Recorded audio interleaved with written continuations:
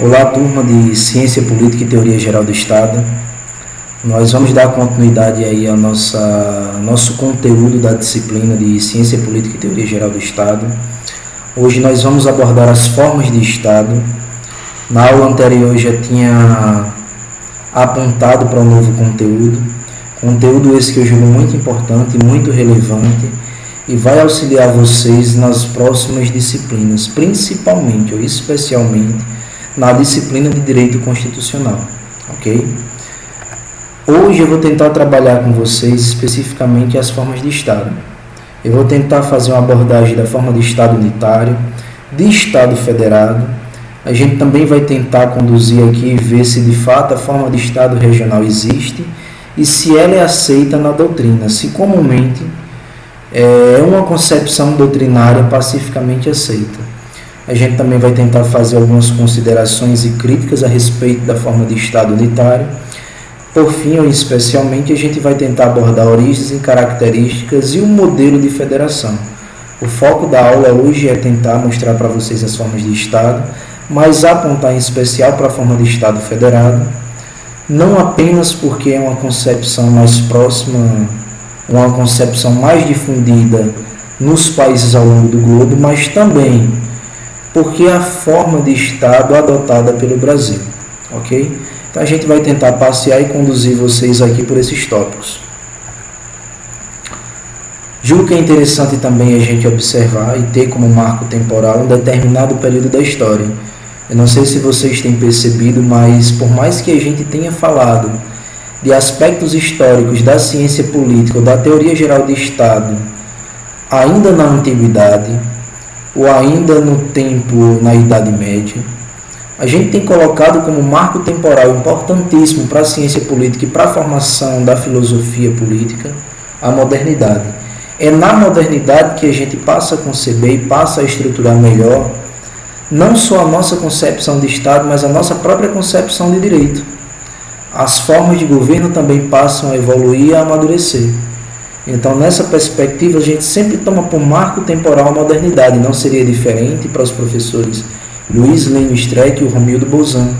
Eles vão entender e vão conceber que os estados, tanto o Estado moderno como o Estado contemporâneo, eles assumem basicamente duas formas. Ou o Estado é unitário ou o Estado é federado.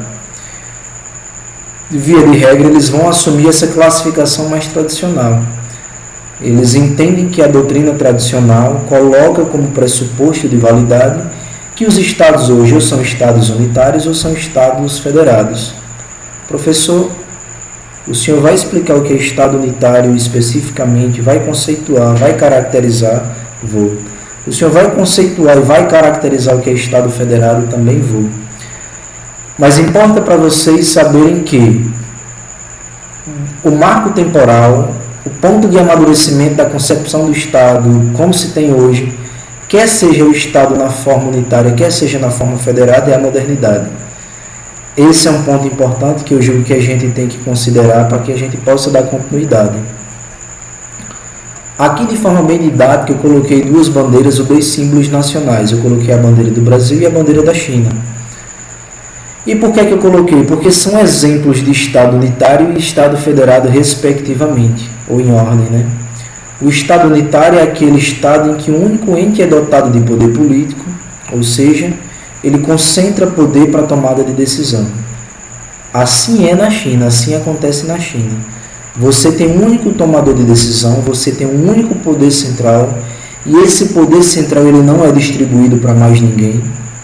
Ainda que você possa pensar, professor, mas eu soube que na China existem províncias. E as províncias são semelhantes aos estados membros aqui no Brasil. Correto. São demarcações regionais e aparentemente são espécies de estados. Mas o Estado chinês ele assume a forma unitária, ainda que existam espécies de descentralizações regionais, porque existe um único tomador de decisão.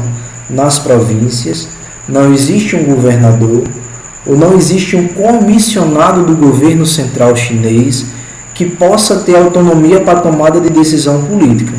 Esse é o ponto central. Percebam que no conceito de Estado unitário, assim como no conceito de Estado federado, existe uma palavra-chave ou existe uma frase-chave, que é concentração de poder político. Se você atentar para essa frase ou para essa palavra, vocês vão perceber que é o fiel da balança, é aquilo que dita a forma de Estado. Então, quando a gente observa para o Estado chinês, a gente vai perceber que, em que pese existirem províncias, em que pese aparentemente existirem cidades, são meras descentralizações administrativas. Não existe alguém com autonomia para a tomada de decisão política. Existe um único centro, existe um único poder tomador de decisão política, é o governo central chinês. Diferentemente do que acontece aqui no Brasil.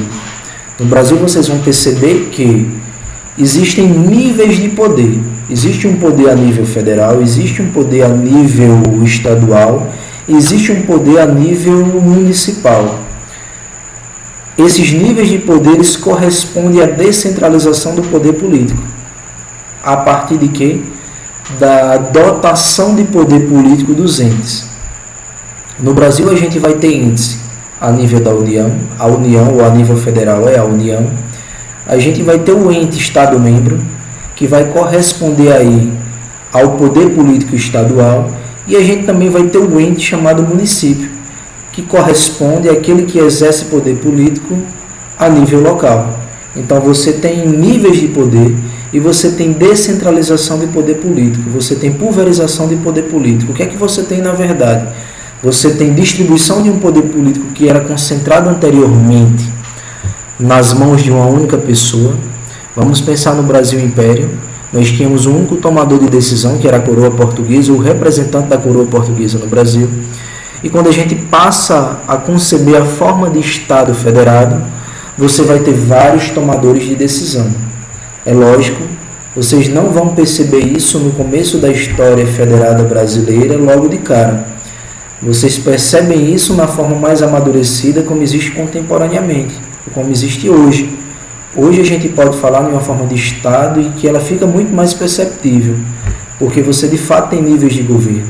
Isso fica muito patente como exemplo quando a gente observa as medidas que foram tomadas a nível nacional, a nível regional e a nível local, pelos vários entes dotados de poder político para cuidar dessa crise da pandemia do Covid-19. Então você percebe que existem decisões que partem da presidência da República, e esse reflete o nível de poder federal, assim como vocês também vão perceber que existem decisões que são tomadas no Estado, e elas partem de onde? Elas partem do governador. Assim como também vocês vão perceber que existem posições ou existem decisões de caráter político que são tomadas a nível local, pelo líder ou pelo prefeito de determinados municípios. Então, perceba que existem níveis de poder político, que existe descentralização de poder político, existe distribuição de poder político. Nessa perspectiva que eu apresento que a forma de Estado é federado, quando você tem vários entes dotados também de poder político, e não um único tomador de decisão. Ok? Professor, o senhor disse que ia falar alguma coisa sobre o Estado regional. Sim, vou fazer alguns apontamentos sobre o Estado regional. O que é que seria o Estado regional? Ou o que é que seria o Estado descentralizado, em uma perspectiva do professor Juan Fernando Badia? Ele observa, ou pela observação que ele faz dos estados internacionalmente, ele vai perceber que existem dois estados que são bastante peculiares. E aí ele observa a Itália e observa a Espanha. E ele vai dizer que a Itália e a Espanha eles são casos especiais. Eles não se enquadram na forma de Estado unitário, assim como também não se enquadram na forma de Estado federado. Por quê? Porque ele vai dizer que ele não é Estado unitário porque existe uma descentralização administrativa grande, tanto na Itália como também na Espanha. E o que é que ele aponta? Que essa descentralização administrativa caracteriza aquele Estado de uma forma diferente. E essa caracterização ele chama de Estado regional, Ele entende que a descentralização do ponto de vista administrativo caracteriza uma nova forma de Estado, que seria o Estado regional. Ocorre que mesmo na Espanha, assim como na França, a descentralização administrativa, assim como eu coloquei anteriormente, ela não é o ponto central de caracterização da forma de Estado. O ponto central da forma de caracterização do Estado, quer seja unitário, quer seja ele federado, é a concentração de poder político. Então, percebam que tanto na Itália como na Espanha existe um único tomador de decisão em caráter político. Pode existir descentralizações administrativas, existem. Mas a descentralização administrativa ela não é o fator de caracterização da forma de Estado. O fator de caracterização da forma de Estado é a concentração ou descentralização de poder político. Então, descentralização administrativa ela não é um ponto de partida para a caracterização de uma nova concepção de Estado, assim como colocou o professor Juan Fernando Badia. Então, o que é que eu posso colocar e considerar para vocês para a gente tentar fechar com essa concepção de Estado regional? É que uma concepção de Estado doutrinariamente pouco aceita, ela encabeçada pelo professor Juan Fernando Badia, é uma concepção minoritária, e é interessante que vocês atentem para, odiernamente, uma concepção mais tradicional. Nós temos apenas duas formas de Estado hoje, na modernidade, ou melhor, na contemporaneidade. Ou você tem Estados que se apresentam na forma unitária, ou você vai ter Estados que se apresentam na forma federada. A forma regional ela não caracteriza necessariamente uma forma de Estado. É uma posição defendida minoritariamente, mas que se faz necessário que vocês tomem conhecimento, porque esse é um curso, na verdade, ou é uma disciplina para tratar dos mais variados aspectos e das mais variadas concepções, quer seja em caráter majoritário ou minoritário, ok? O que é que eu tenho como um ponto de partida importante também para vocês? Seria a caracterização do próprio Estado unitário. Percebam que a gente volta para aquilo que eu chamo de fiel da balança para a caracterização da forma de Estado, que seria a possibilidade de você concentrar ou descentralizar poder político. Então, o fator primordial para a concepção do Estado unitário é a concentração de poder político. Esse é o pressuposto de caracterização do Estado unitário. É você ter um único poder político como tomador de decisão, em que pese tenha-se a descentralização administrativa, mas a caracterização primordial, grave isso, é a concentração de poder político. O professor, na verdade, Paulo Bonavides, ele vai colocar algumas questões ou algumas características do Estado unitário que vão incorporar o conceito de Estado unitário para ele. Ele vai colocar que na forma de Estado unitário ela se apresenta de uma forma mais simples, mais lógica e mais homogênea. Na verdade, ela vai ter uma única ordem jurídica, uma única ordem política e uma única ordem administrativa que se acham aí conjugadas em perfeita unidade orgânica, referidas em um só povo, um só território, em um só titular de poder de império. E aqui leia-se poder de império como poder que tem o Estado de se fazer cumprir a lei. O Estado é dotado de força política para que se faça cumprir tudo aquilo quanto a lei estabelece. Então vamos voltar aqui aos pontos que ele entende que são primordiais para a caracterização do Estado unitário. O que é que ele coloca que caracteriza o Estado unitário? Você tem uma única ordem jurídica, uma única ordem política e uma única ordem administrativa. Tudo isso inserido dentro de um único território para um único povo, com um único tomador de decisão que possa exercer poder político. E aí perceba que ele está apontando aqui para os elementos constitutivos da forma de Estado, mas ele aponta que, apesar dessas formas se apresentarem, ou apesar desses elementos constitutivos do Estado se apresentarem, eles podem se apresentar em uma única forma. E que forma é essa que ele coloca? É a forma unitária. Você tem um povo, você tem um território e você tem um ente dotado de poder soberano para agir dentro dele. Mas esse ente de poder soberano, ele é um ente único. Ele concentra poder político. Só ele toma decisões. Só existe um nível de poder político. Percebam também que só existe uma ordem jurídica e toda ela emana desse poder político. E percebam também que só existe uma ordem administrativa. Então, você tem um único tomador de decisão política, um único tomador de decisões jurídicas e uma única ordem administrativa. Então, perceba que esses elementos de caracterização forjam aquilo que o professor Paulo Bonavides vai chamar de Estado unitário. Ele também coloca aqui, julgo que seria importante, a gente perceber que o Estado unitário ele vai centralizar esse poder político. E essa centralização ela vai se apresentar, ou ela vai apresentar tanto vantagens como desvantagens. É importante a gente pontuar isso. a concentração ou a centralização de poder político proveniente da forma de Estado unitário, ela pode apresentar vantagens e desvantagens. O que é que ele coloca como vantagens da centralização ou vantagens da concentração do poder político a partir da forma de Estado unitário? Ele coloca que uma das vantagens é você ter uma única ordem jurídica, uma única ordem política, uma única ordem administrativa. Professor, mas não é assim em todo Estado? Não é assim em todo Estado. No Estado brasileiro, a gente vai ter vários níveis, assim como eu coloquei quando estava falando da forma federada de Estado. Você vai ter níveis de poder e você vai ter pulverização desse poder. Então, se você tem um poder político a nível da União, você tem um produtor de normas, ou você tem alguém que produz a legislação a nível federal. Então, o Congresso Nacional é quem produz a legislação a nível federal. Se você está pensando na forma de Estado federado. Então, na mesma perspectiva, você vai ter alguém que produz legislação a nível estadual, assim como você vai ter alguém que produz legislação a nível municipal. Então, nessa perspectiva, ele diz que isso seria uma desvantagem. Pelo contrário, a vantagem é que você tem homogeneidade da ordem jurídica. Você não vai apresentar antinomias, você não vai apresentar conflitos.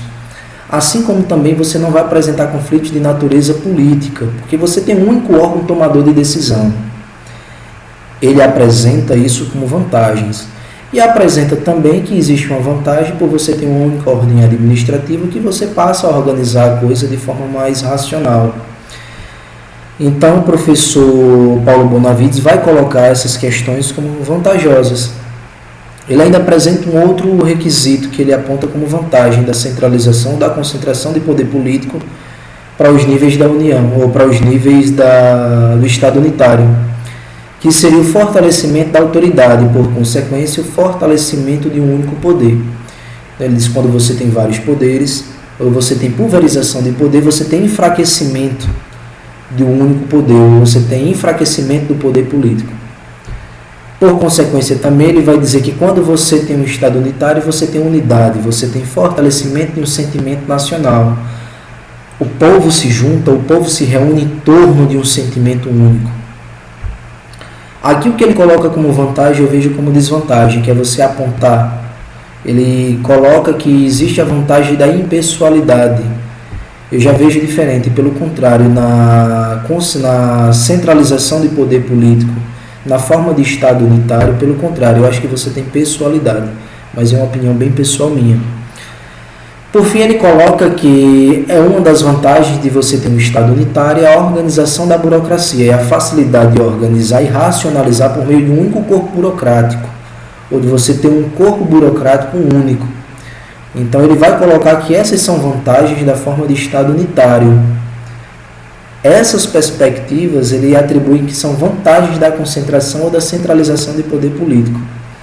Em outra medida, ele vai apresentar desvantagens dessa centralização, ou desvantagens de você concentrar poder político, ou desvantagens de você ter uma forma de Estado unitário.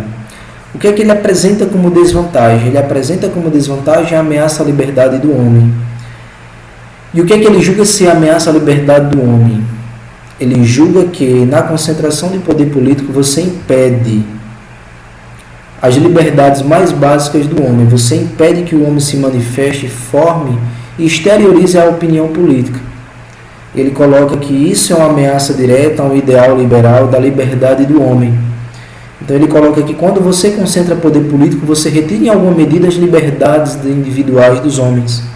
Você impede que eles se ajuntem em grupo e fortaleça-se politicamente. Em grande medida também ele coloca que uma outra desvantagem da concentração de poder político é a sobrecarga do poder central, porque você não tem descentralização de poder político e você não vai apresentar solução de poder político a nível regional e a nível local, diferentemente do que acontece na forma de Estado federado, quando você apresenta soluções a nível regional ou a nível estadual, assim como você também apresenta soluções a nível municipal ou local. Então, o que é que ele coloca? Que a sobrecarga do poder político, em razão de ser o único tomador de decisão de todo o Estado ou de todo o país, acaba sobrecarregando e traz prejuízos para a efetividade da governança. O que é que ele também coloca como desvantagens da centralização do poder político? Ele diz que há uma paralisação do self-governing, E o que é que ele coloca o que é self-governed? Ele diz que impede a formação de pequenos grupos ou de grupos de interesse de natureza política, que muitas vezes se apresentam como solução para os problemas públicos ou como implementadores de políticas públicas. Então, quando você tem alguém formando ou centralizando o poder, você impede a formação ou a distribuição de poder. Você impede a formação desses pequenos grupos que acabam se apresentando como solucionadores ou como se apresentam como solução para os problemas públicos. E o que é que ele também apresenta como desvantagem?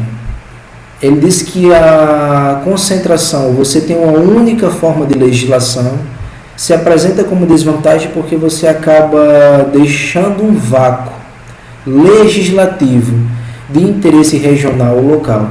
Você vai ter necessidades ou peculiaridades em algumas regiões ou locais que só seriam abraçadas dentro da forma de Estado federado, quando você tem um governo a nível estadual e quando você tem um governo a nível municipal tutelando os interesses de natureza política desses entes ou dessas pessoas.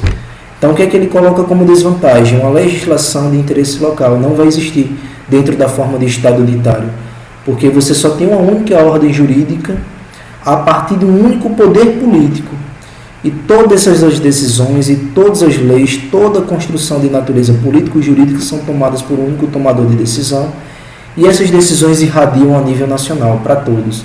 Então você não tem especialização, você não tem a preocupação de produzir leis que abracem os interesses regionais ou locais. Ok? Eu vou fazer uma pausa aqui para que a gente possa dar continuidade nas outras formas de Estado. Ok?